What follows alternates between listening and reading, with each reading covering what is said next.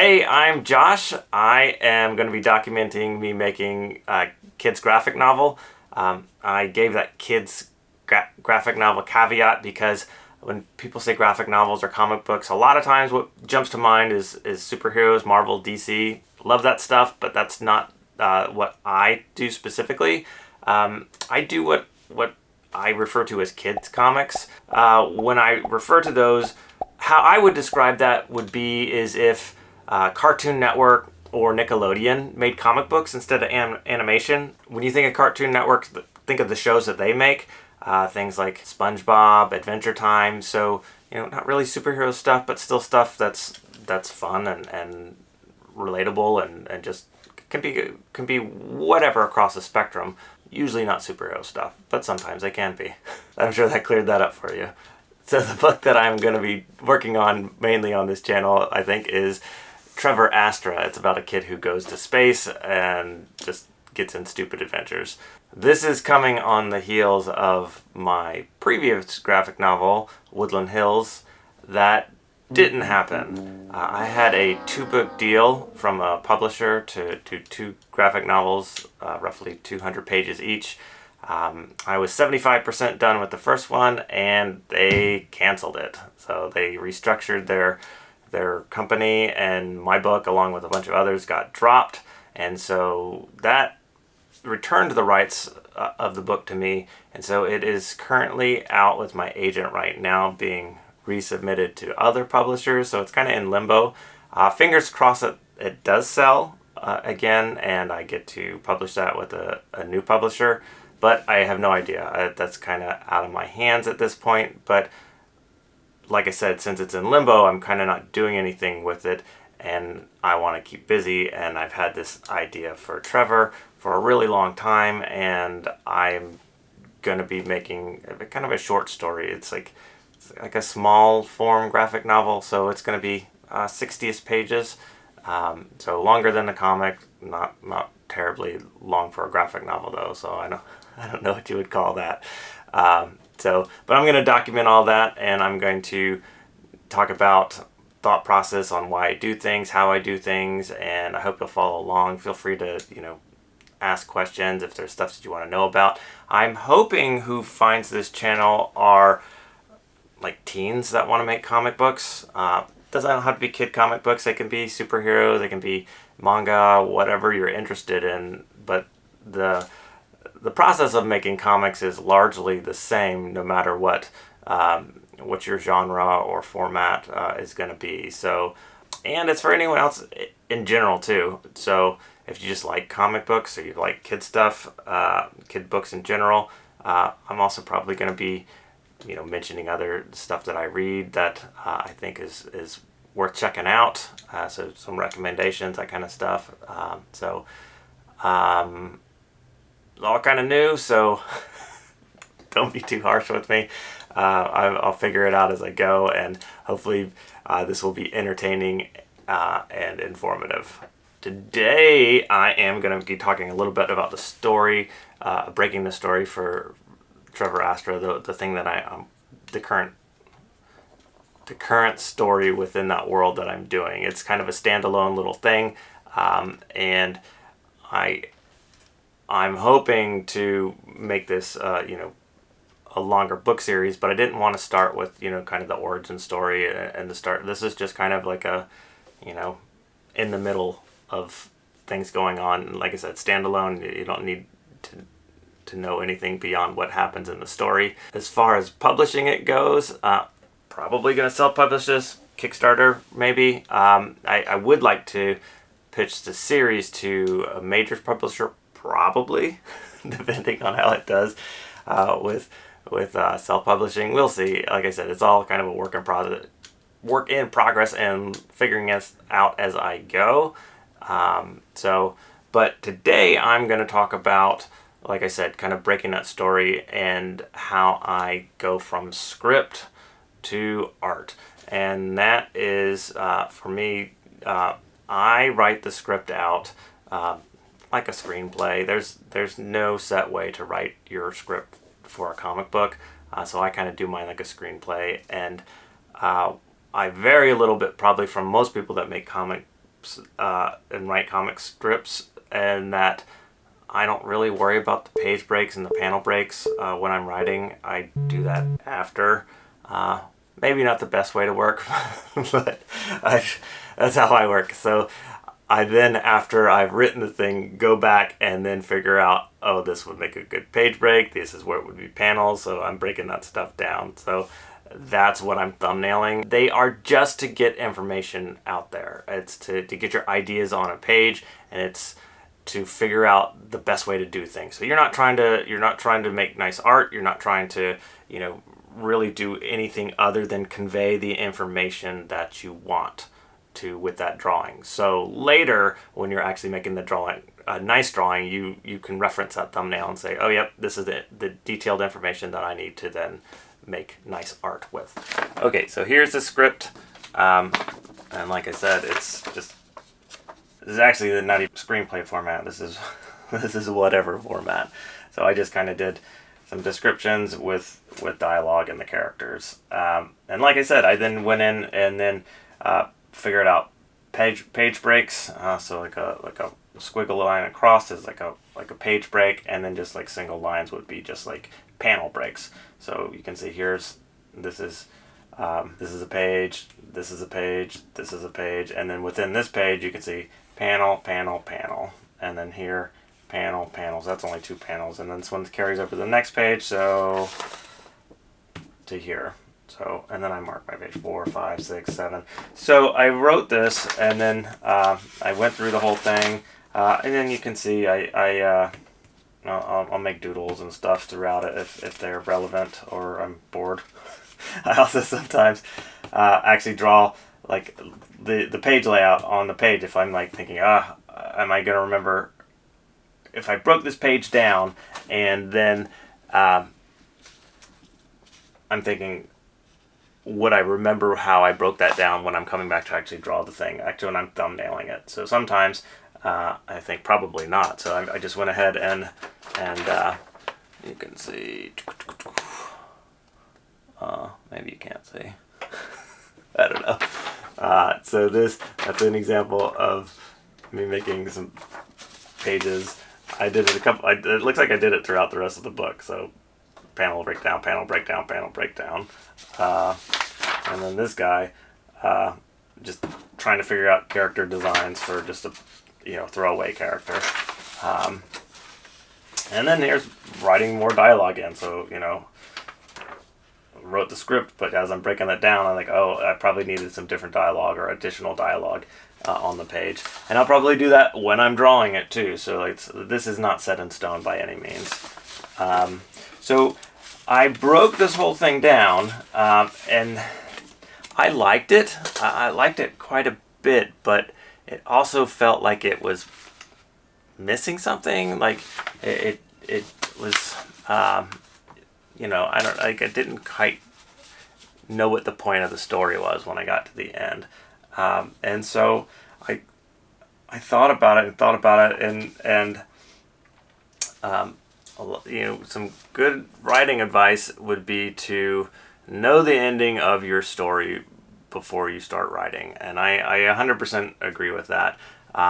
And then so as you're writing, and then you write your story and get to the end, that may even, change a bit from what you had initially thought of. But if you know that ending going in, you at least have a destination and know where you're getting, rather than just meandering and hoping you have a good ending. And also, once you finally write the whole thing and do get to the ending, you then rewrite and figure out what your beginning is. So it should all tie together. It should all be coherent and make sense. So I knew, I figured out what my ending was, and after writing the whole thing, I went back and thought, I need an opening scene that sets up the ending, and there's a payoff, there's meaning for that ending. So I actually went back and did that. So I wrote like an entire new additional beginning, and then added that onto the existing story. So once I have done that, I then go about the process of thumbnailing. So I just thumbnail and cheap notebooks. I'm not precious about these. Again, I'm just trying to convey information and communicate that to myself. No one else needs to see these. No one else needs to understand these. These are just for me to be able to go back and say, yep, this is what I need to now actually draw nicely to communicate what it is I'm trying to communicate. So clarity above all. Tell that story. And some people like to be complicated and do some really amazing visual layouts, and that's great, as long as it is in service to the story, in my opinion, because that's what you're doing. You're telling stories. It's not an art book. I mean, it can be loved because of the art, and hopefully you do love it from the art, but it's not just a book of pinups. It's a book of a story. So that's what you're trying to do. You're communicating your story. So again, it's not very detailed, but it's enough for me to be able to see what's on a page. I also kind of include word balloons in the panels too, so kind of give me an idea where the placement might be. And then so, when I'm drawing, I'm not drawing something important that would probably be covered up because I didn't leave space for a word balloon. So you got to think of those things. Okay, so let's actually thumbnail a page or two. So the thing to make sure you're keeping in mind is when you're going through, typically in a book typically starts on the right side, at least for English-speaking books. So even though that's technically a page, you're starting here. So this is page 1, and then so page 2, 3. So you have to keep that in mind for things like if you are doing a double page spread. So I knew I wanted this to be a double page spread, so if I wasn't thinking, then I would have had to have another page, but it's these two pages, 2 and 3. And you think about this stuff too for things like page turns. So the nice thing when I'm thumbnailing is I do put the pages how they correspond in the book, so I can see these pages are going to be next to each other when it's printed, and then this will be the page turn. So you think about that stuff too when you're telling your story. So what to include on this page and what they can see, because when they're opening the book, you're opening the page, you're not looking at this page. You can see what's going on. So if you want a surprise, this is a great example. So, you're reading the book, and then as, you turn the page, you're reading the story, you're seeing both pages, and you're reading along, going, and then when you turn the page, bam, there's this big surprise. Now, if, they had done that on this page, it wouldn't have been a big surprise. You would have turned the page, and it's like, oh, there's a big surprise on the next page, and it kind of you're not paying as much attention to this page as you're reading it as you are to this page because the surprise was there. So think about that stuff when you are thumbnailing, when you are writing your story, when you're breaking the pages down and doing your panels and your page turns. So when you do turn the page, there's impact. So cool stuff. So that's the kind of stuff you want to think about. But a lot of kids' books are in this kind of this digest size format. So they're a little smaller than like what you would get like in a superhero size comic book. So I find that 5 panels is about the most panels I want on a page to convey information. Sometimes I'll go over a little, but for me that sweet spot is 3 to 5 panels on a page. So you can see here they've got 6, 1, 2, 3, 4, 5, 6. Here they've got 5, 1, 2, 3, 4, 5. So just because of the size that this is printed out, you don't want like a ton of panels, because then you're gonna lose a lot of the detail, and then frankly it's gonna be a little bit overwhelming for the reader if you've got a lot. But if you've got a bigger book, then more panels on a page is okay. So page 4. So I have broken it up into 3 panels. 1, 2, 3. Know they're even, so I'm just gonna make these even. Make panel 1. Marius holds a couple of sacks. Marius says you can neutralize the pods by covering them with a slime sack. Trevor says slime sack. Alright, so I know I've got 2 dialogue balloons in there, and then at a minimum Marius and Trevor are in that panel. Next panel is Limpet and Snarkus, 2 of the other kids, hold the sacks. Marius says, Ruddy, you're team leader. And then the final panel is the class is clearly not thrilled. Ruddy says, I don't want to be team leader. Marius says, too bad, it's your turn.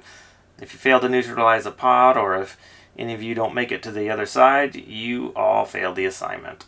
Alright, so also so that last bit, that's a fairly wordy. That's the other thing you want to keep in mind too, is how much dialogue and word balloons you have in a panel and on a page. If a reader turns the page or looks at a panel and it's just like filled with text, they are gonna skim. They're not gonna read it for the most part. So think about that also when you're designing your pages and how much you're trying to fit on a page. Okay, so on the previous page you had an establishing shot that showed all the characters, so I don't have to necessarily show all the characters again on this page, or at least in this panel, so I'm good. Okay, so you can see this is not much detail at all. These are basically stick figures. So I've got Marius here holding those two sacks. I got Trevor and Marius talking here. There's his word balloon. And Trevor's like, oh, his slime sacks. And then I also threw in an extra character there. I didn't have to, but your page, you draw what you want. Panel 2, Limpet and Snarkus hold the sacks. Mary's ready, your team leader. Okay, panel 2. Mary's in the foreground in silhouette. Snarkus holding a sack, Limpet holding a snack, and then I went ahead and drew the rest of the kids. So there's Ruddy, Trevor, and Limpet. Final panel. The class is clearly not thrilled. Ruddy, I don't want to be team leader. Marius, too bad. It's your turn. Blah blah blah blah blah. Okay. Here I've got Marius on one side and the class on the other side. And then the other thing too, you don't want you want to make sure that your reader reads in the right order. So I've got, as in here, Ruddy's talking first and Marius is talking second. So I've got Ruddy's word balloon first, followed by Marius' second. Also, I drew his bigger just so I knew, oh, there's more dialogue there. So even though he's the first thing that you're seeing on this page, you're following the word balloon to Ruddy. So he's talking, you're going to see the rest of the class annoyed, and then you'll follow up with what Marius said. So that is thumbnailing a page. Once you've thumbnailed everything, that's when you're going to then go ahead and start drawing the thing. So I hope you got something out of that, and if you like comics, if you want to make comics, I hope you'll follow along and check out the next one that I make. Also, I do a bi-monthly newsletter. I'll put the link in the description down below, but each month I write about creativity, and I also do short interviews with other comic creators, so check that out as well. See you next time.